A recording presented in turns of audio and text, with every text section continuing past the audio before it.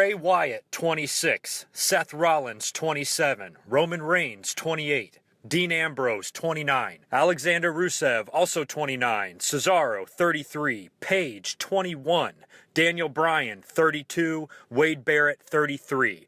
That is the age of every wrestler that scored a victory at tonight's WWE Extreme Rules pay-per-view. Who's complaining about this show? No, seriously, who's complaining about this show? It wasn't a 10 out of 10 or anything like that, but this show was fantastic for the results alone. All of the people that hate on everybody, especially the WWE, Triple H, John Cena, all the usual suspects, this is the type of pay-per-view that you should want from them. These are the type of results that you should want to see. Not every pay-per-view can be perfect, but this pay-per-view was good enough to be considered a solid pay-per-view this year, and I think that we're all witnessing the changing of the guard before our very eyes. And I gotta start at what I consider to be the top, because good mic work all of a sudden has turned into the world's biggest Shield fanboy. I've always thought they were badass, but recently I have just really fallen in love with the group, and I loved what they were doing, and I felt so bad that I predicted them to lose in my predictions video last week. I was pleasantly surprised with their match with Evolution. Easily the best match on the card. Amazing drama, amazing spots, just an amazing brawl all around.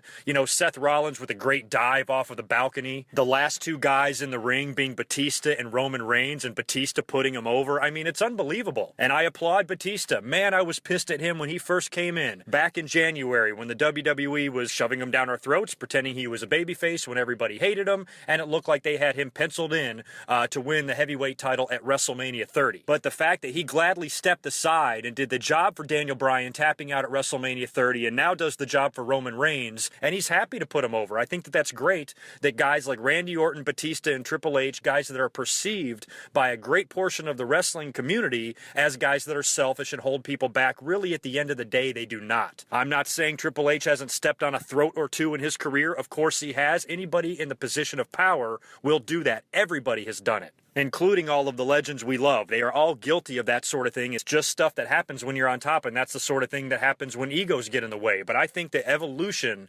put on a great match tonight, and I thought it was awesome what they did with the Shield, and the Shield looked like $1 million out there, and they are as strong as ever. They are badass, and I flat out fucking marked out. What about Bray Wyatt and John Cena? Not the easiest cage match to really, get into. I had a hard time, kind of getting emotionally involved. Plus, I did not see the pay-per-view live, so I was basically, skimming through the replay on the WWE network, trying to see as much important things as I could, but at the same time kind of fast-forwarding a bit as well. So I didn't sit through a lot of the cage match, it just felt a little slow, but I think all in all it was still decent. But what the best part was the ending. That was fantastic. I knew something like that was going to happen. That's why I picked Bray Wyatt to win this match. I assumed that the fact that this was Extreme Rules and the fact that this was a cage match, that the Wyatt family was going to have some sort of a trick up their sleeve to be able to distract or harm John Cena in some way, preventing him from winning. And that's exactly what they did. They brought out one of those kids, from the choir last week on Raw. They put him on the mic and he's singing in a distorted voice. He's got the whole world in his hands and he's doing a great job. I'm not sure who that kid is, but you know who he looked like to me?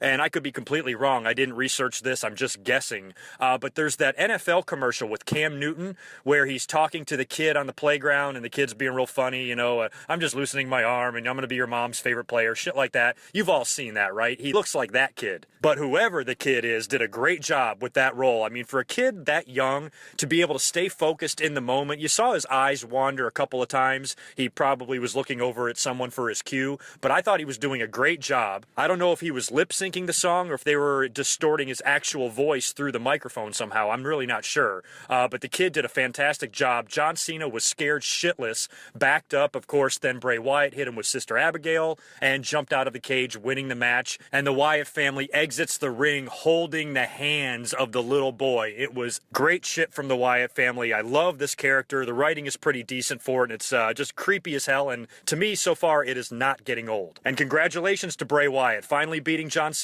I don't know where they're going to go from here. I guess we'll find out a lot on Monday Night Raw. I don't know if these guys are going to continue and have one more match, or if Bray Wyatt, like I was hoping, might move on to work with Daniel Bryan some point in the near future. I'm not sure. I guess we'll find out very, very soon. Speaking of D-Bry, as expected, retaining his WWE title in a great match against Kane. It's funny how Kane puts on the mask and can be a completely different person.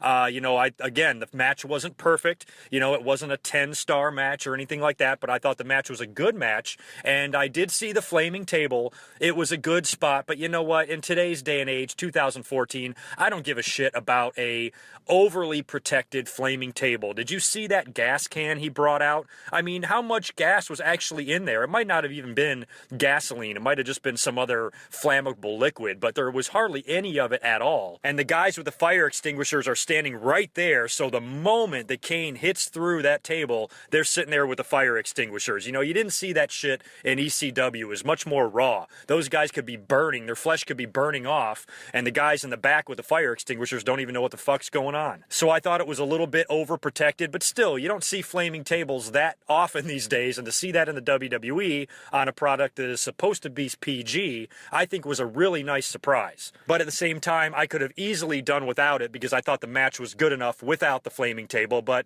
I didn't care. Daniel Bryan hit Kane with his finisher, pinned him 1, 2, 3, retained the WWE title, and then at the end of the match, Kane actually did the, the fireworks spot at the end, so that makes me worried that they're going to have another match. I was really hoping that Kane and Daniel Bryan would be done after this pay-per-view, but they might go one more. I think John Cena and Bray Wyatt might actually go one more, and then maybe after that, we can hope for a Daniel Bryan-Bray Wyatt feud. But tonight on Raw, we are going to find out a lot. As far as my predictions go, I think I predicted every match right except for the Shield and Evolution match. Imagine that. I love the Shield so much, and yet I picked them to lose, and it was the only match that I got wrong. I did not pick a winner in the WLC match on the pre-show because I did not give a shit who won this match. But from what I hear, the match was pretty funny and pretty good, and I did see the picture of the little miniature Cole, Lawler, and JBL doing the announcing. So from what I understand, the match was entertaining, which is what it was supposed to be, and if it was entertaining, then fine, I'll take a look at it. But I predicted Cesaro to beat Jack Swagger and RVD, which he did. It was a good match. Rob Van Dam came down. He did a frog splash and just hit his face right on that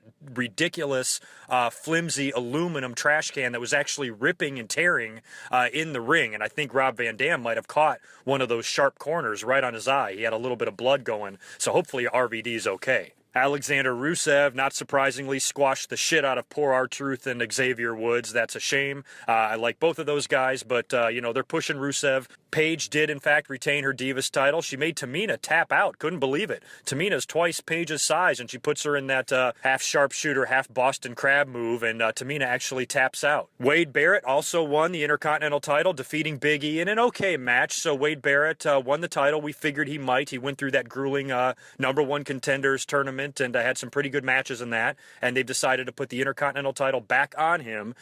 He is now a 4-time Intercontinental champion. All in all, I give the show a solid B+ or an A. Like I said, the results alone should be enough to make every wrestling fan happy. I didn't think I was going to come up here and do a commentary after the pay-per-view because I didn't see it live, but I was so impressed, with the new blood in the WWE that I just wanted to come up here and express my excitement for the future. Can the WWE tear all of this down and fuck it all up? Of course they can. But let's all collectively hope as wrestling fans that they do not, because I really like what we're seeing, and I really like every person that scored a victory on tonight's pay-per-view. I actually personally like. Rusev, I'm not too keen on yet, but maybe he'll grow on me. So far, I'm not really impressed with his gimmick and his character and how they're booking him. I'm more interested in the hot blonde chick that he's with. But as far as everybody else goes, I have a ton of respect for what they're doing. Amazing wrestlers, all of them. I thought it was a good show, and I hope the WWE keeps this up. Keep pushing these new guys because the fans obviously like them. So, Monday Night Raw will be here in just a matter of hours. I'm sure we will learn a lot more about these feuds and angles, if they're going to continue, if they have ended, and we'll see where they go from here. I'm sure we haven't heard the last of Kane quite yet, and I expect Daniel Bryan and Stephanie McMahon to have some sort of altercation on Raw. I'm sure we will see Bad News Barrett defend his Intercontinental title against Big E Langston, and I'm really interested to see where they go with the Shield and Evolution. I did hear that maybe Batista's going to be taking some time off. Maybe that's why he jobbed to Roman Reigns right now, and then he's going to leave. I don't know if Batista's going to hang around for one more pay-per-view or not, but since he's been back, since that great Royal Rumble victory that he had, he looked like shit at WrestleMania and tapped out, and, he was speared and pinned by Roman Reigns at this pay-per-view. So Batista is kind of on a losing streak. So you got to wonder, when is Batista going to get his? He didn't come back to this contract, to all this money, to lose every single match. So Batista's going to have to win sometime. Maybe that's going to happen when he comes back from his little hiatus. So I'm not saying that guys like like Batista, Triple H, Randy Orton, John Cena are never going to win a match again. Of course they are, and they're going to have some moments in the future that we're all just going to have to live with. But in the meantime, hopefully all of these other guys can be built up to the level of stars that they are. That way, when they lose to those guys, it really doesn't matter as much. I just want the best for all of those guys that won tonight. The Shield, Daniel Bryan, Cesaro, Wade Barrett, Bray Wyatt, every one of them. They can all easily entertain me for the next 10, 15, 20 plus years, and I would be a totally happy wrestling fan if that was the case. I will catch you guys sometime after Monday Night Raw. Until then, peace.